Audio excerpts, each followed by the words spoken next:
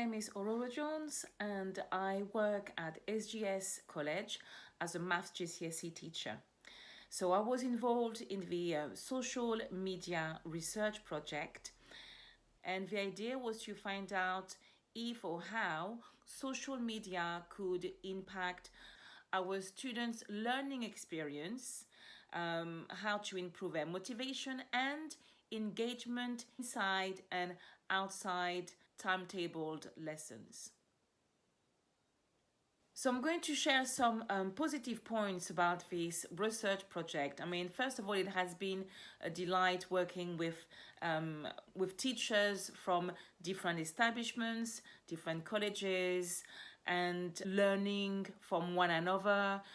We've been able to share good practice, to share some teaching tips as well, and just to have a time actually to come together as a small group and reflect outside of lessons was quite beneficial. So as for the drawbacks, my kids would be coming back from school, so I had basically other commitments, so it was kind of difficult sometimes to be available to attend every meeting. More time would have been needed to complete the whole project properly. And I have to say that sometimes it was a bit difficult to keep up with all the great information being shared, but overall, a very good experience. So what did the students say about using social media as a learning tool for them? Well, they did not like the idea of using social media for learning as such. What they said is that social media was meant to be used to connect with their friends and family members, and they didn't necessarily want to have anything related to maths as such. But what they did really like is using Teams, as it is a multimedia platform where it includes all the features that they would find on different social media platforms.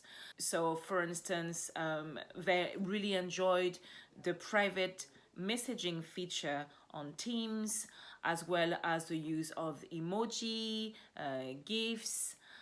They also liked having the video calls, so Teams Online. What was good as well as a teacher is to be able to find the interaction of the students using this platform by using Insights. So Insights was quite informative in telling us who was being engaged in the lesson and who wasn't. Now I would like to talk a bit more about GIFs. I never know actually if I said properly. Okay, so GIFs. So what I found is that when I was communicating with the students, let's say as a group, I didn't have the same interaction as when I was private messaging the students.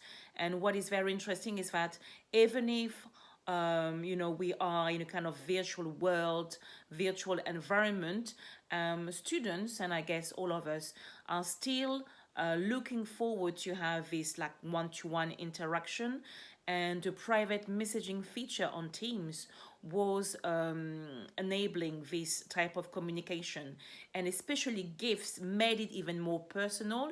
It was bringing it was bringing emotion basically to the conversation instead of making it online and cold. GIFs as well as emojis, but primarily GIFs, was a way to connect on a different level and bring some emotion to the conversation. So now moving forward, what I would like to do is to be able to create a bank of resources using GIFs, some very simple GIFs like step-by-step videos, for instance, how to solve a two-step equation, or how to recognize the different parts of a circle. So something very easy for them to remember. And so probably once we will start redesigning the new scheme of work, I will try to find a way to add them to quite a few lessons. What I'm hoping to do as well is to be able to share this information with the people in the maths team, and probably try to collect some data again and find out if they saw an increase in terms of engagement, and were the students more willing to learn within and outside scheduled lessons. Basically, I found a good website called, I think it's IMG Flip, where you can upload pictures, you can even upload short videos and turn it into a game. You also have some animated videos, animated GIFs on YouTube, but I think it's better when it's done from ourselves, because it's more tailored to the lesson that we would deliver. Another tip that I found regarding using GIFs is that it is better when used as a download. So from the website that I shared with you, it is better to post it as a private message, as a download, instead of sharing it as a link, because when it is a download, it plays automatically, or we can simply click on it and it plays.